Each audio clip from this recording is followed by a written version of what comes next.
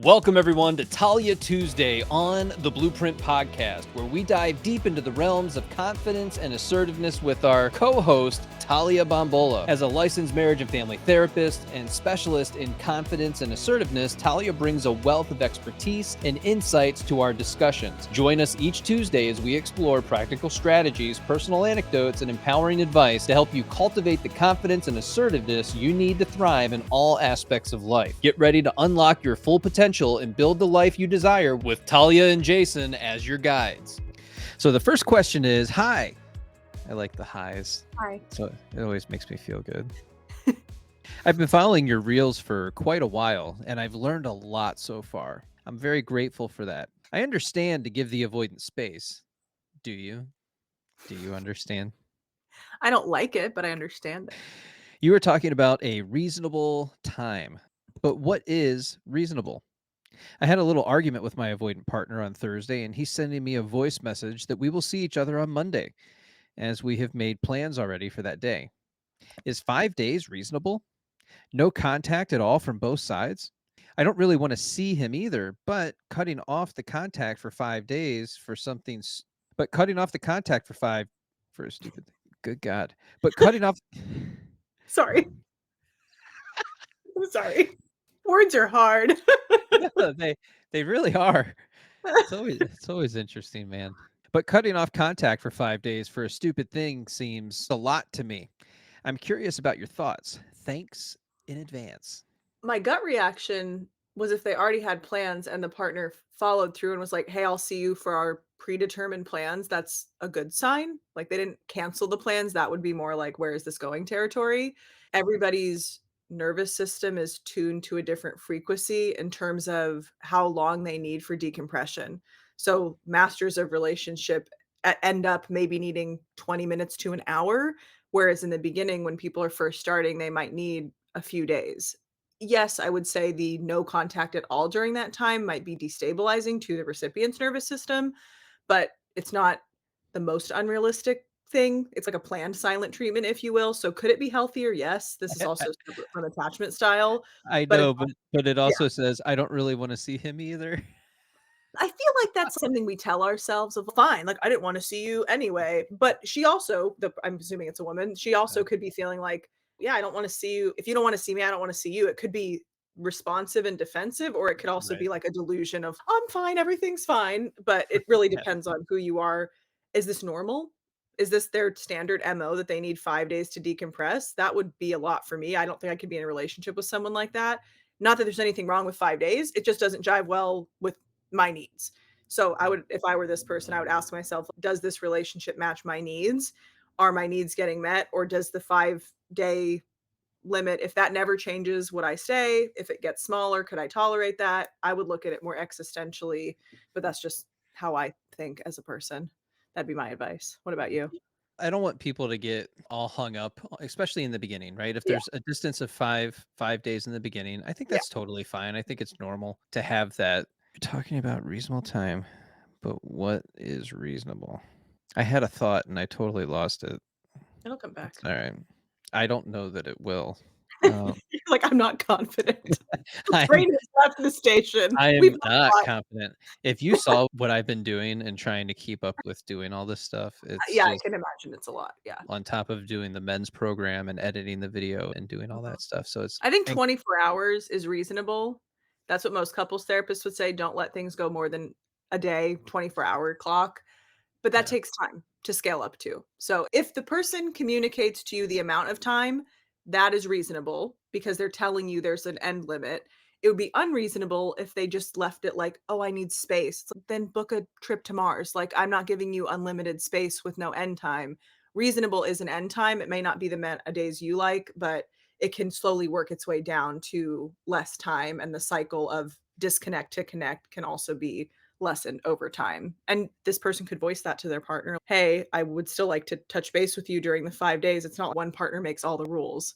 So you can voice what you want. If 5 days, like negotiate. If 5 days is too long, Yeah. it's okay, fine, I'll see you then, but I will text you in the meantime. And then the other person either going to say yes or no. So you may as well state what would work And for I don't you. care if you respond because I'm still gonna do it anyway. I'm gonna text you. I'm going to blow up your phone. Yeah. Yeah. And I'll still see you on that day. No, I saw. I did catch the thought again, and it was what the avoidant wants most is trust. Yeah. And so if they can have that trust, so Mhm. this can in the very beginning, it's not like intentionally testing, but it is putting out there, this is my emotional capacity right now. And you have a choice, you can respect that.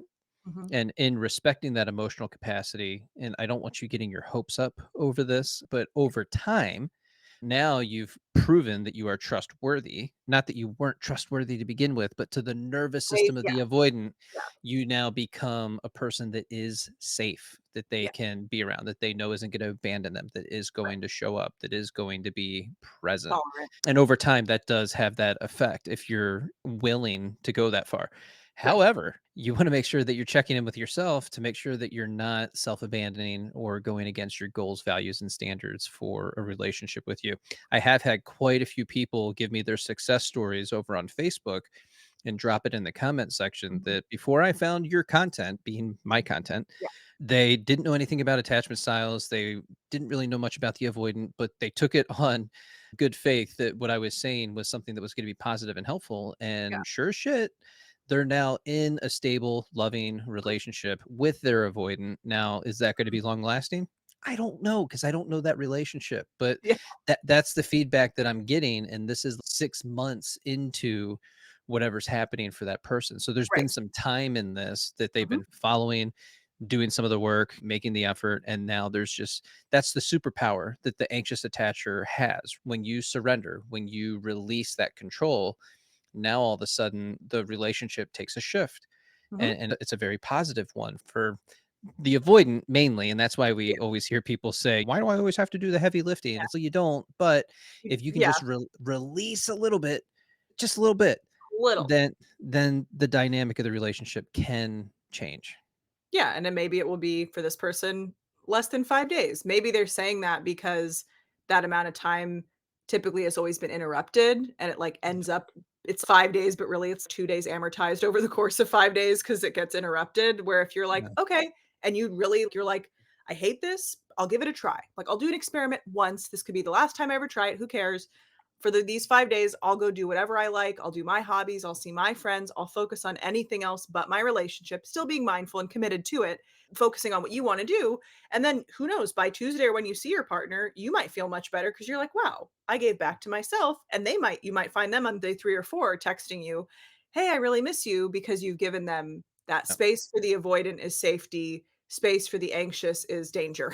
So it's Yep. very difficult because you want the opposite but the same at the same time because you're like, I really need space. And the anxious person's, and that's going to send me into an abandonment spiral. So I'm going to need as much closeness as possible. If I could crawl inside of you, I would just to make sure I'm not being abandoned. So Right. we have to meet somewhere in the middle, which is like the avoidant staying their ground and the anxious maybe taking a half step back, or the avoidant taking one step forward and the anxious standing their ground. We're not saying 90-10. It's be yourself and lean a little bit like a sail on a sailboat with the wind, and you have to go with the flow. Both of you have to go with the flow.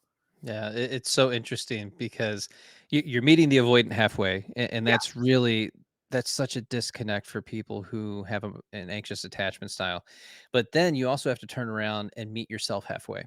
Mhm. And so, what do I mean by that? You're anxious, and it's coming up inside of you, and so that's your little you, that inner child that you have to meet that inner child halfway Yeah. to. So you got to grab them by the hand and just let Okay. them know that, hey, guess what?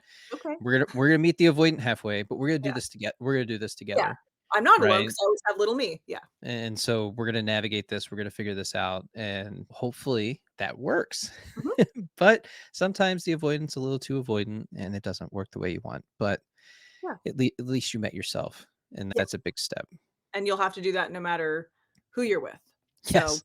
best of luck to this writer inner listener. Yeah. Best of luck to the attendee of this content that you've produced, and hopefully our advice was helpful. I'm sure it was.